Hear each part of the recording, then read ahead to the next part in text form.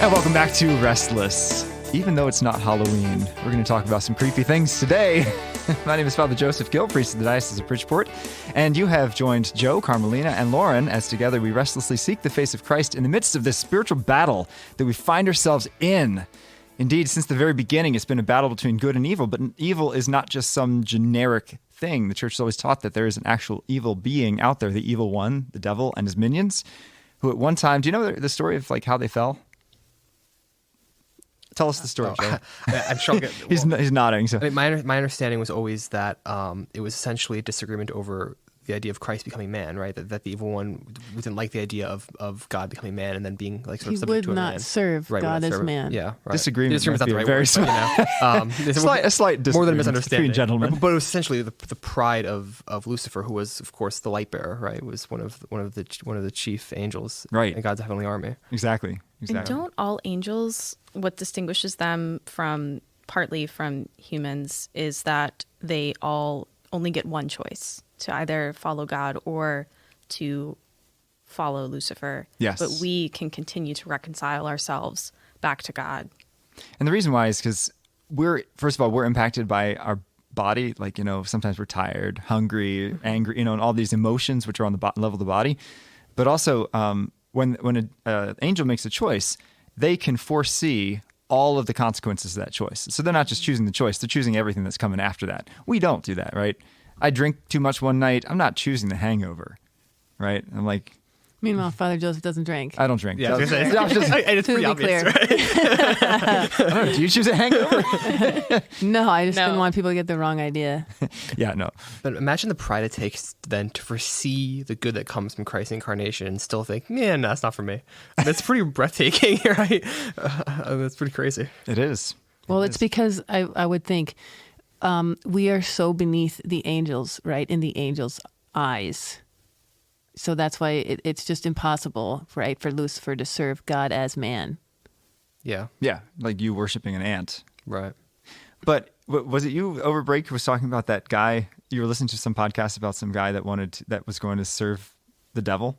Oh, yeah. Matt Fradd on Pints with Aquinas interviewed an exorcist, and he was telling a story that I don't remember how he came upon this person, because obviously he didn't seek him out, but this man had decided to pursue and court relationships with demons. And so the ultimate conclusion of the story was the exorcist saying, well, he's saying, if you die right now, you're going to go to hell for all eternity. And he said, well, that's fine, because I want to spend eternity with the friends I've made who are these demons in hell. And it's like, yeah, you can't exorcise that. I mean, you can't, because that's against the will. I mean, this person's will is aligned with this possession. It's not against his will. And it wasn't like a one-time invitation in, which is a pretty horrifying idea. Yeah. So you sit there and think about like all the consequences of what hell is for eternity. Right. And some people still choose it. So this person must have been fooled by one of these demons that, no, it's all like what you've heard is a lie. Like it's going to be great. Like you're going to have so much fun or whatever. And like, really? You think so? Well, sadly, I think that the culture now is starting to glorify hell in new ways, like we're all going to burn in hell. Like it's a party in hell. And you can see people making them look like the devil, like with filters and stuff on social media. Yeah, but I don't think those people are like picturing hell. I mean, they're just I think what they're picturing is, I want to live a life of abandon and license, so I'm going to do whatever I want, and then hell won't be that bad. But like, that's my point though, is, I mean, if you're actually picturing eternal pain and suffering separated from God, like that can't be what you're picturing when you're like, yes, I'm going to be friends with Beelzebub. Like this can't be. I just can't. I cannot. Maybe it is. I don't know. No, I can't think you're right. Get in the head of. I can't imagine myself being like I stub my toe and I'm like, heaven's a better choice than eternal pain. Like I can't imagine I'm going to tolerate so much pain, be friends with these serpents, and it's crazy to me. But maybe I don't know. Maybe I think you're right. I think people have no idea what hell is, but the culture is starting to make it seem like it's fun, or like that's the cool choice, right? So people are going for it, but they can in different ways, like kind of already be living in hell. They may not know it. Like they may have already given their soul to hell, and they have no idea what is coming for them. And I mean, how do we know? I mean, I've heard things from like Marino Restrepo, who was, he's talked a bit about hell, and one detail I remember is that the souls in hell don't have their voice anymore, and like in heaven, we're going to glorify God with our voices and like beautiful song, but in hell, it's just they can't even speak. It's just, and then people that they have, like mortally sinned with, like in sexual ways, their souls are like entwined together. Ooh. Which is, it sort of makes sense. It's hard to understand that, but the union, right, between a marriage of a man and a woman is spiritual and good. So when you distort it, there is like an eternal ramification for that. Whoa. Yeah. I've never heard that, but never thought about that. Would you ever read Dante's Inferno? Would I? Or Have you? Is that a school we maybe read in school? Yeah, definitely. Probably. Not at Greenwich High School. No. Oh, then no. Not a public school. Well, it's Dante's Divine Comedy. It's 3 books, right, about hell, purgatory, and heaven, and his journey through them. If you read it, you must have read it, Father. No, I'm okay. I've read it in a little while. I didn't read 95% of what I should have. Well, read it's also like school. written in like medieval Italian, translated to English. And it's all written in poetry. But that's part of it. Is everybody's as you travel through hell, he sort of like comes upon like, this is the suicide section, this is the infidelity section, whatever, and they're all punished sort of according to their sins. It's an interesting read. Just really quickly, two of the parts I found most interesting. One is he comes across a pope who was awful in some way. I don't remember how. He delivers like this tirade, at the end of which he says something to the effect of like, and if it weren't for those saintly keys, I would keep going. Which is like, he's like, I'd like to keep complaining about you, but you're the Pope, so I gotta hold myself back. It's kind of funny. But what's most startling is because lava rivers, demons pitchforking people back into it, all this stuff. But then as you get to the end, it just gets cold. And cold and cold and cold until finally you see Satan chained down, flapping his wings, and from his wings is coming this cold gust of air. And I think Judas and maybe Brutus are chained to him. But the whole thing is like separated from God's love. You're freezing, right? You're not. It's not hellfire. Ultimately, it's the punishment. It's the coldness of separation from God. So we talk about a cold heart. Yeah. Because ultimately, it's pride. That's the worst of the sins. That's one thing that I did take from. I've dabbled in it, but the least serious of the mortal sins, if you can have a category, is the sins of the flesh, because it's the sin of weakness versus the sin of pride, which is the most serious. Yeah. It's an intellectual sin, which is why Satan is the worst of the worst. Yeah. But anyway, so we were continuing to talk. We had an episode already on kind of spiritual warfare, and we wanted to kind of talk more about that because there were a couple of incidents. We were bringing up as we were preparing for this episode that we actually have had more experiences with Satan than we thought, and just kind of sharing it because A, it's interesting, but B, more importantly, it can be instructive to us about how to fight Satan and what to look for in our own daily life. So Carmelena, you had one that was very interesting that I got a little involved in. Yes, you did. So I had moved into a new townhome with 2 people, Lauren included, and before we had all moved in together, I moved in first, and the plan was always to get the home blessed. That's something that you should do if you haven't already. And so I was kind of just holding off until I unpacked all the boxes and everything was appropriate for a priest to come over and bless the home. But quickly after I moved in, I just experienced a lot of uneasiness, and I was having trouble sleeping at night. And I thought, I'm just adjusting to a new place. And then I started noticing some weird other things happening, like I would walk into my bathroom and the sink would be on, or I would be downstairs and the doors started closing upstairs. And I really just kind of said, I'm home by myself most of the day because I was working totally remote at the time. And I thought, okay, maybe I'm just being dramatic. And until one day, I didn't tell anybody, my other roommate who had moved in already. I didn't say anything to her about it because I thought it was just in my head. And my friend from out of town was visiting, and she was a focus missionary for 2 years, incredibly well-formed. She's a doctor, and I say all of this stuff to say that she is very rational, very reasonable, very intelligent, very spiritual. And we were all gathered around the breakfast table getting ready to go to Mass and one Sunday morning until we were sitting there and this music started playing. And it sounded like it was from a music box. It was like classical music. And we just kind of all went silent. And at that time, no TVs were plugged in, no electronics were hooked up. All of our phones were on us and on silent. And I looked at my roommate and I said, can you turn your phone alarm off, please? And she said, that's not my alarm. And so I checked all the TVs and I looked at my friend who was a missionary and I said, what was that? And she said, get the priest in here right now. And then that's literally all she said. She's like, get the priest in here right now, because it sounded like it was coming from the room that we were in. And so I went upstairs and I put my scapular back on, and then she kind of laughed at me for that. And I was like, it can't hurt me. No, definitely not. And so then Father Joseph came over, and he was so ready to go. And we did the whole exercise salt and everything. did all of it. It was whole great. Yeah, and it was so great, and we felt so much peace in the home after. And he said, well, you really should try and figure out where this is coming from. And I thought, there is no way. There's no way I'm ever going to know, because I don't know the property manager. I'm not just going to ask him like, hey, I think this place was haunted. What do you think could have caused it? Like, were they doing any weird stuff in here before we moved in? He's not going to know. Until I think it was a day later, I just happened to pull out of the building and there was a psychic right across the street that I never noticed before. And I immediately texted Father Gill. I was like, there's a psychic across the street. And he said, yep, that was probably what was bringing in everything. So yeah, but no issues since. Experienced a lot of peace. Is the psychic still there? Or did they shut down? Psychic is still there. They're yes. still there. Mm-hmm. Yeah. Creepy, but. That's our next spiritual warfare. Yes. The psychic. Yep. So thank you. Thanks for your help.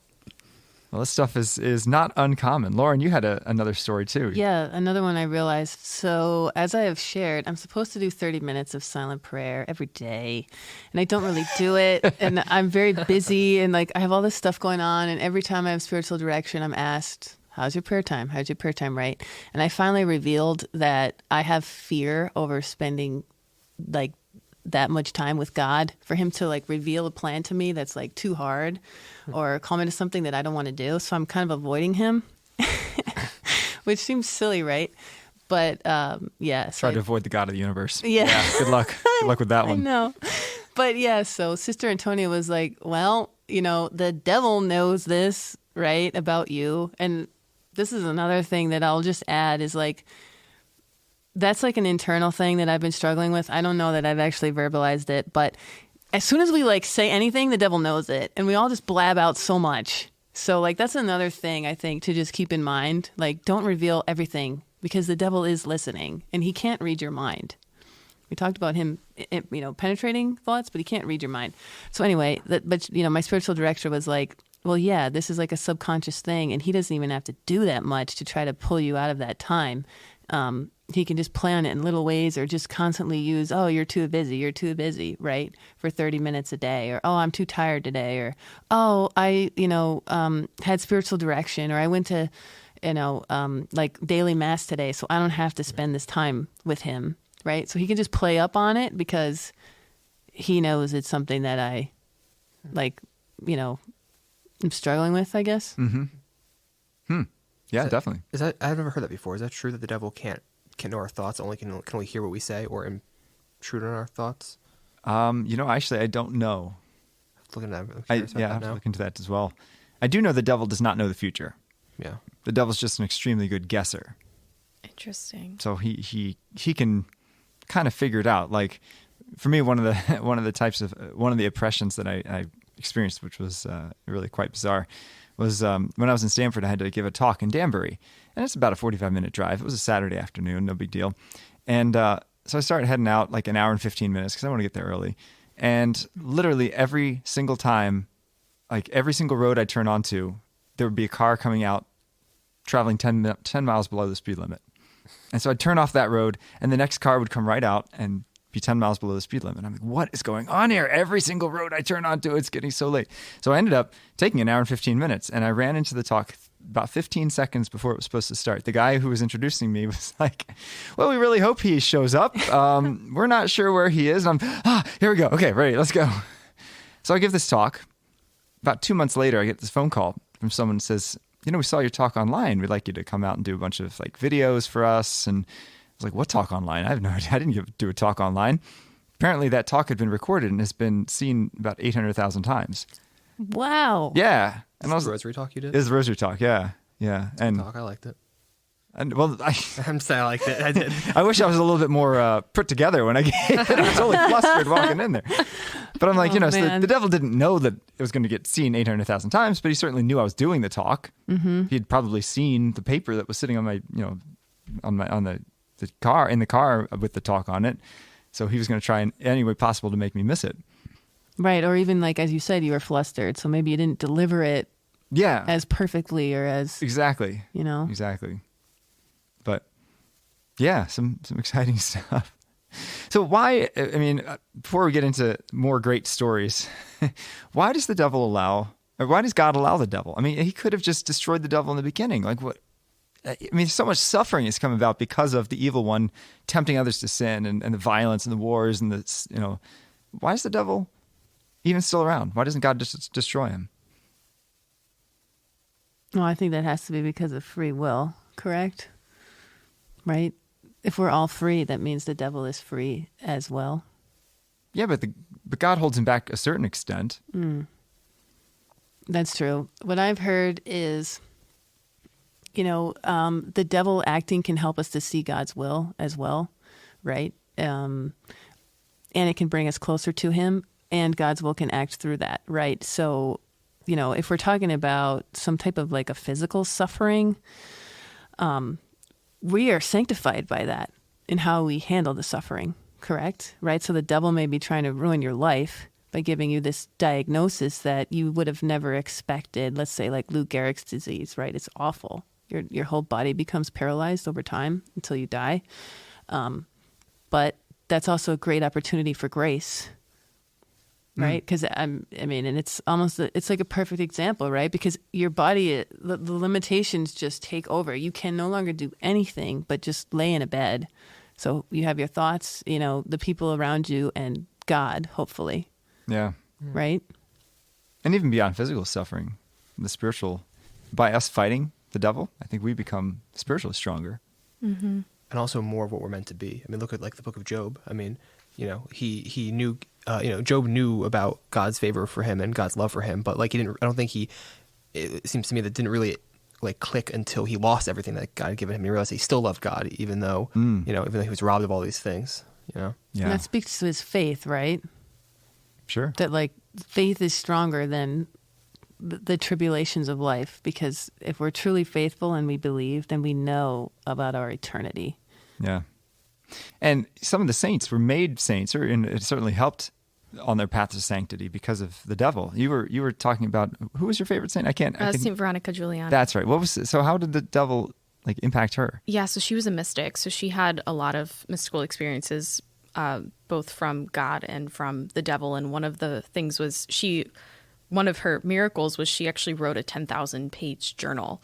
And the fact that it was 10,000 pages is a miracle in and of itself. And when does she find the time? Well, that's the miracle. And the interesting part is, I think the last third of it is actually in the third person, because it said that Our Lady actually wrote that last piece of it through her, which is really interesting. And I have a copy of her journal in my home. It's in Italian. Is it like? It's shortened. Yeah, it's shortened, but you can read it and you can purchase it on Amazon. It exists. And the last part of it is in third person, which is really interesting. But one of the ways that the devil would try and stop her from doing this work was he would appear to her as a cat and essentially just like attack her and talk to her and tell her she shouldn't be doing this, and just trying to do everything he could to physically prevent her from continuing her work. Mm-hmm. I think of the great example of St. John Vianney, of course, who he could always know that a great sinner was going to come to confession the following day, because sometimes his bed would light on fire spontaneously. He would hear shrieks and howls keeping him up at night. He would have wild animals in his room, which of course was the evil one. And he recognized that. And so he would take a few blows and then fight back. And Padre Pio too, would come out sometimes with bruises on his eyes and things from physical battles against Satan. Wow. It's just part of their sanctity. But maybe that goes back to why does God allow these things? Because those stories of incredible triumph over the evil one are also inspiring to believers. And so in some ways it's like, Padre Pio had to go through these things, but like that makes the story even more compelling and all that more effective for people's conversions in their spiritual lives. So here's a question for you. Is Satan going to try harder against someone that's holy, or someone that's mediocre, or someone that's a sinner? So this is actually also in the book that I'd read that I talked about before, but I don't know actually the answer to that question, but it says that God manifests himself regardless of the holiness of the person. Like look at St. Paul, for instance. it's more of God manifesting. I'm trying to say this right. Like God manifesting himself, because through that person, he will work a greater good, potentially for the conversion of more people. And those people, you know, that he manifests himself through can be converted in like through that. But after their conversion, they still have the choice as to whether they're going to follow him. So what about the devil? Does the devil go after holy people more than? Sounds like it. If Padre Pio was experiencing these things, then, you know, random people. Maybe more aggressively, yeah. I'd say absolutely yes. Yeah. Because when the devil can get a priest to fall, he can therefore possibly get his entire parish to fall. If he can get a bishop to fall, he can get his whole diocese. If he can get the pope to fall, the whole faith is fractured. And this is why I believe the bishop has an extra guardian angel and the pope has two. I've heard a priest does too, actually. Guardian, okay, then priest as well. I mean, they say that he who saves a priest saves 1,000 souls. That by, you know, then if he who, you know, makes a priest fall from grace could potentially endanger 1,000 souls or more, right? Yeah, sure. And just look at what you've already shared. You have had physical attacks, you know. Yeah, I don't want to say that I'm a saint. Yeah, but you're so holy. No, that's not true. I've never heard of anyone having a physical spiritual attack. I would bet most of our listeners haven't. No, but I think the physical attacks are not nearly as bad as the spiritual ones. Because Satan works best and most effectively when he's not seen. Mm-hmm. When he's seen, you know who he is. You know. Yep. So, are you talking about desolations, or temptations, or like Joe was saying in the last episode about like just cutting corners, compromises? Yeah, the way he twists your intellect to make you think that what is obviously permissible is permissible for you alone. All right, somehow you're an exception to the to the divine law. Yeah. You had shared that you went through a pretty severe desolation for months, correct? Yeah. So that, I mean, I don't know what that's like. That sounds extremely difficult, right? To feel separated from God. It's hard to know if that was from God or from the evil one. Right. That could be a grace too. It was, yeah. I mean, in the long run, it was great grace. But yeah. Like the dark night of the soul. Yeah, but not. I'm not there yet. Trust me. So you had some more exorcism stories, didn't you? Yes, indeed. Yes. Yeah. So I'll share the one. I'll share real quickly about. So I'm now the parochial administrator of St. Jude's Parish in Monroe, which is a very interesting town. It has a museum to the paranormal. It used to be run by a couple named Ed and Lorraine Warren, who have both been deceased. But I don't know if you've ever seen the movie The Conjuring. It's I guess based on. I haven't seen it, but heard of it. Scary movies. I don't watch it either, but it's based on a true story, I guess, about a doll that was possessed, and it was in the true story that Annabelle doll resides in Monroe, Connecticut, where and still resides there. Apparently, yeah. Because Okay. in this museum that they used to have for paranormal, weird, wacky, bizarre stuff. So one day I was driving in Monroe and I ran a stop sign. I was going 2 miles an hour, okay? Like I slowed down enough. Not you. Slowed down enough. The cop pulled me over and I was kind of mad, but he's like, all right, I'll just give you a warning, but can you answer a theological question for me? Interesting. It's like, okay. So he pulls out his smartphone and shows me a picture of a guy in a graveyard. He's like, what does this look like? I'm like, a guy in a graveyard. And he's like, yeah, well, that's what we thought too when we got this call a couple of years ago. And so we went to go check it out. And we found this guy. It was like 3 a.m. And like this guy was in the graveyard. And he's like, get out of here, get out. What are you doing in this graveyard? And the man starts to walk away and vanished into thin air.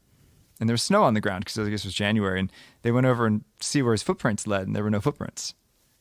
And I was like, that's creepy, weird, so all kinds of bizarre stuff. And so I guess, there was this haunted graveyard. So I go over there and I'm like, I'm going to bless this graveyard with exorcised holy water and exorcised salt. And so I start sprinkling all the corners with the holy water and salt all around the perimeter.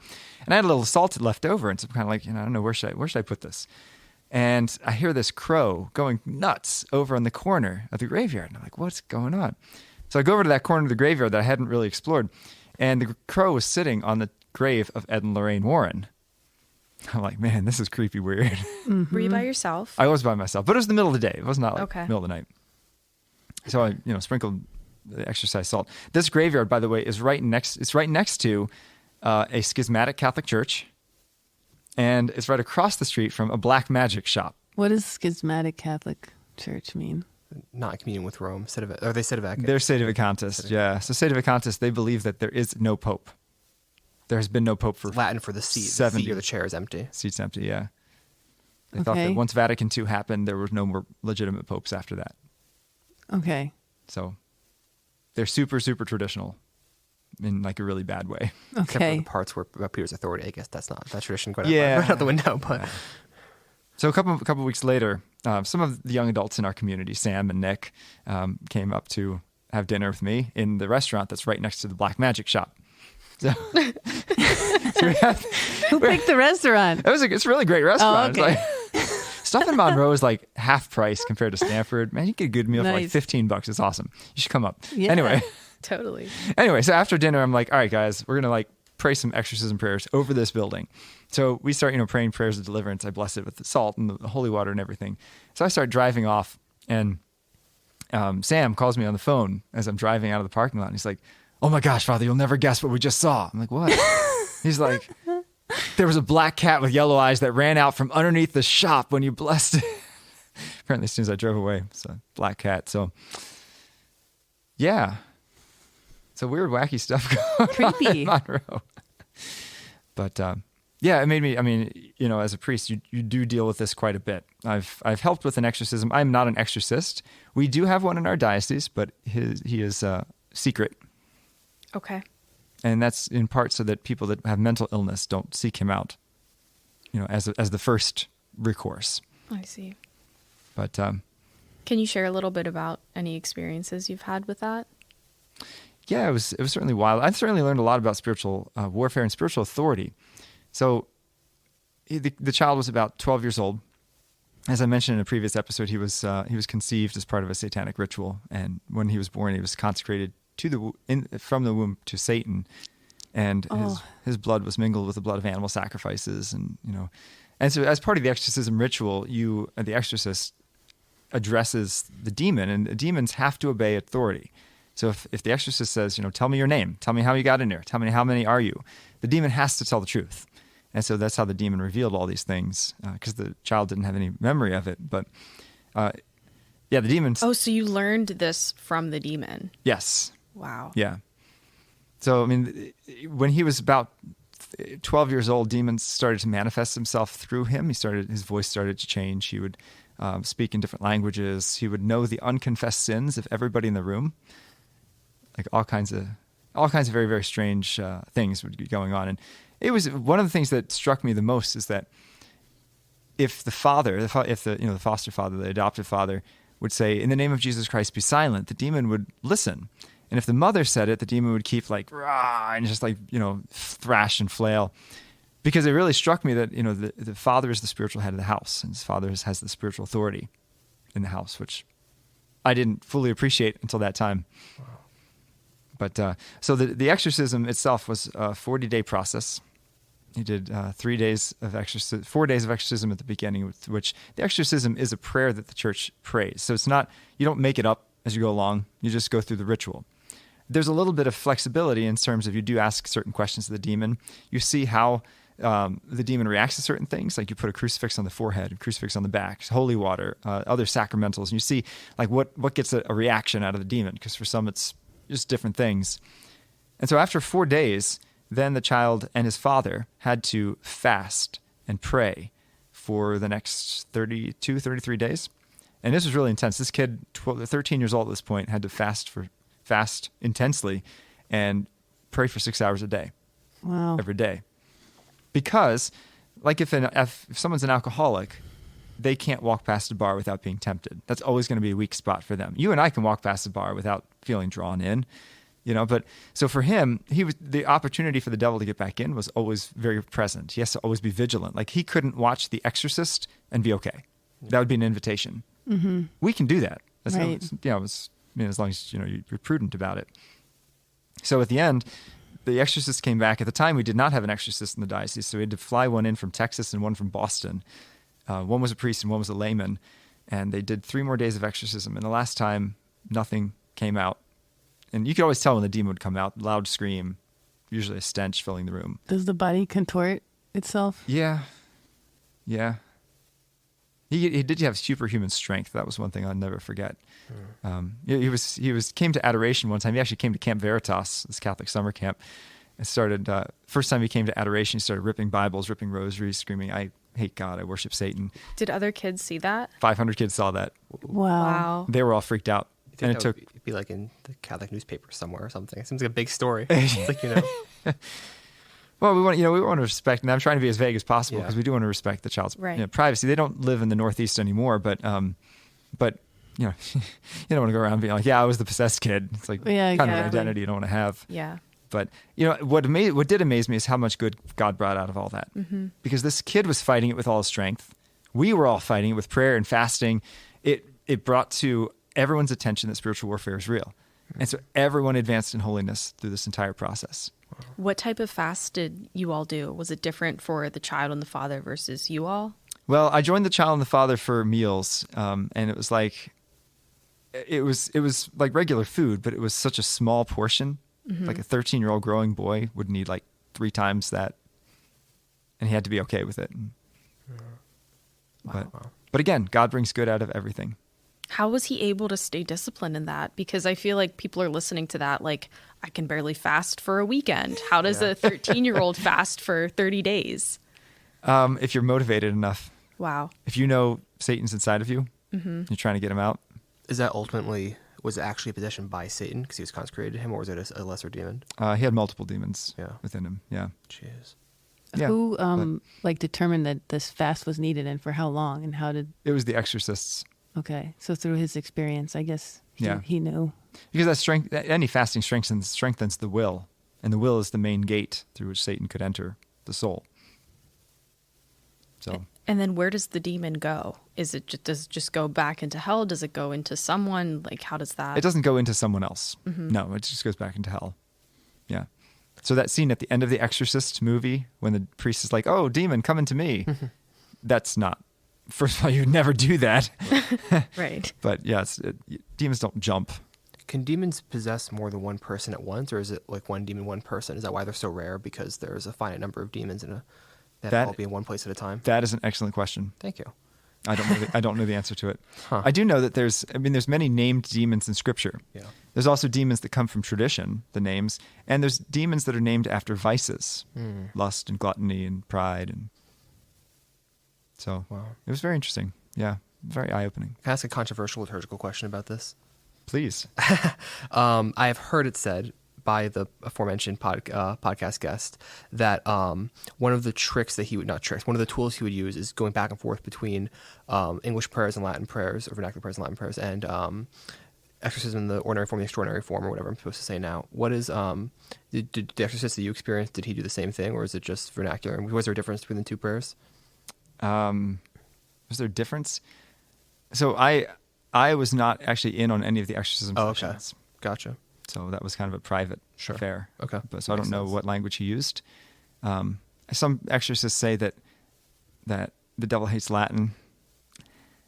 Personally, I think the devil hates faith. So whatever language gives you greater faith and greater prayer, because we're not making magical incantations by praying the exorcism prayer. We're asking God to do something, and we need to know what we're saying. Mm-hmm. That's my feeling anyway. But I'm not an exorcist, so I'll defer to someone who is. Makes sense. Anyway, we are way over time, but thanks for tuning into this episode of Restless. And you can find us on Veritas Catholic Network, 1350 AM and 103.9 FM. That's my first time saying that. Excited to have that on FM. Tune in also wherever you get your podcasts. Tune in next time. God bless you.